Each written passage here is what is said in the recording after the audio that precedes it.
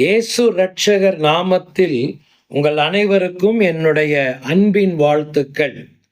Lent காலங்களிலே நாம் ஆராய்ந்து பார்க்க வேண்டிய பல வாழ்க்கையின் பக்கங்களை இந்த நாட்களிலே நாம் திருப்பிக் கொண்டிருக்கிறோம்.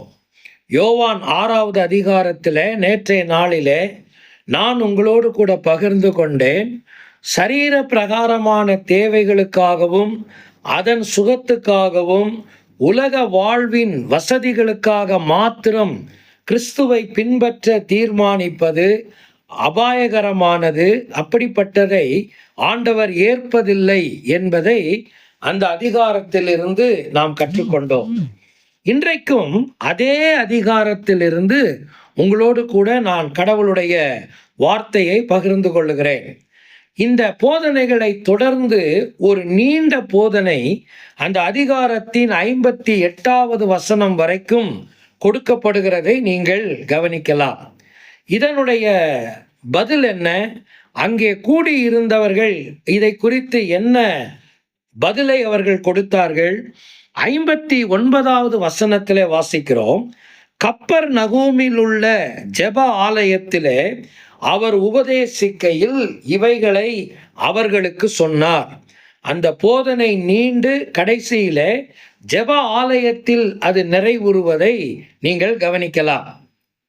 இப்பொழுது அவருடைய சீஷர்கள் இந்த போதனைகளுக்கு எதிராக முறுமுறுத்தார்கள், இடரல் அடைந்தார்கள், பின்வாங்கி போனார்கள் என்றெல்லாம் நீங்கள் வாசிக்கிறீர்கள்.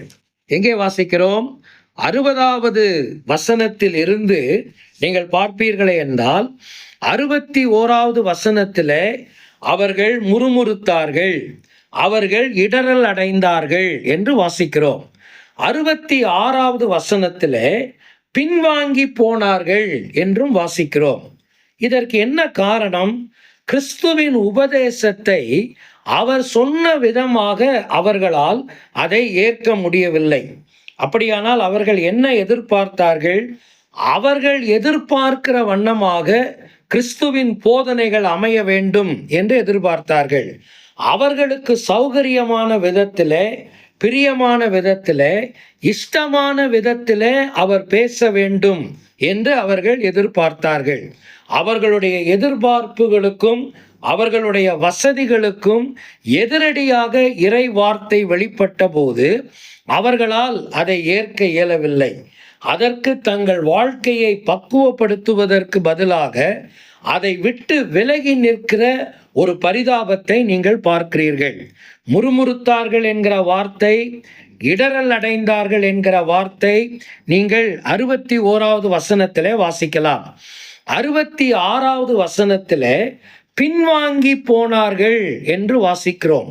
முறுமுறுத்தல், இடரல் அடைதல், பின்வாங்கி போகுதல், இதெல்லாம் ஏன் நடந்ததென்றால் இறை வார்த்தையை அதற்கேற்ற விதத்திலே அவர்கள் புரிந்து கொள்ளவில்லை. இறை வார்த்தையை இப்படி அவர்கள் உதாசீனம் செய்ததை இயேசு எப்படி விளக்கினார்? 63வது வசனத்தை கவனியுங்கள். ஆவியே உயிர்ப்பிக்கிறது, மாம்சமானது ஒன்றுக்கும் உதவாது. நான் உங்களுக்கு சொல்லுகிற வசனங்கள் ஆவியாயும் ஜீவனாயும் இருக்கிறது. அவங்க ஆண்டவர் தம்முடைய வார்த்தையை குறித்து சொன்ன அந்த பதங்களை கவனியுங்கள். ஆவியாக இருக்கிறது, ஜீவனாக இருக்கிறது. ஆவியும் ஜீவனும் இல்லாவிட்டால் எப்படி ஒரு மனிதன் உயிர் வாழ முடியாதோ அதே போலதான் கடவுளுடைய வார்த்தையாகிய ஆவியும் ஜீவனும் இல்லாவிட்டால் உங்களுக்கு கிறிஸ்தவ வாழ்க்கையே இல்லாமல் போய்விடும். அது சாத்தியமற்றது. எனவேதான் கீழே இருக்கிற வசனத்தில் நீங்கள் 68வது வசனத்தில் பேதுரு இவ்விதமாய் சொன்னார், நித்திய ஜீவ வசனங்கள் உம்மிடத்தில் உண்டே. அது ஆவியாயும் ஜீவனாயும் உள்ள வசனம்.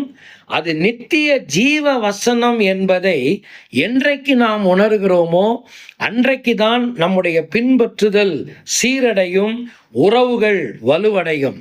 ஆனால் ஒன்றை நீங்கள் கவனிக்கலாம். அங்கே வருகிற வசனத்தில் 66வது வசனத்தில் அது முதல் அவருடைய சீஷர்களில் அநேகர் அவருடனே கூட நடவாமல் பின்வாங்கி போனார்கள் என்று நாம் வாசிக்கிறோம். அது இந்த 12 சீஷர்களை தவிர வெளியிலிருந்து அவரை பின்பற்றினவர்கள் என்பதாக நாம் நிதானிக்கலாம். ஏனென்றால் அடுத்த வசனத்தில் 67வது வசனத்தில் ஆண்டவர் 12 நோக்கி நீங்களும் போய்விட மனதாய் இருக்கிறீர்களோ என்கிற கேள்வியை கேட்கிறார்.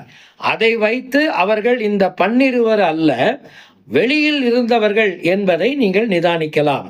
ஆனால் ஏதோ ஒரு வகையிலே கிறிஸ்துவை தீர்மானிக்க நினைத்தவர்கள் அவர்களுடைய வசதிக்கேற்றபடிதான் கிறிஸ்துவை தங்கள் வாழ்க்கையின் கடவுளாக அவர்கள் தீர்மானிக்க முன்வந்தார்களே தவிர வார்த்தையின் அடிப்படையில் அல்ல என்பதை நீங்கள் புரிந்து கொள்ளலாம்.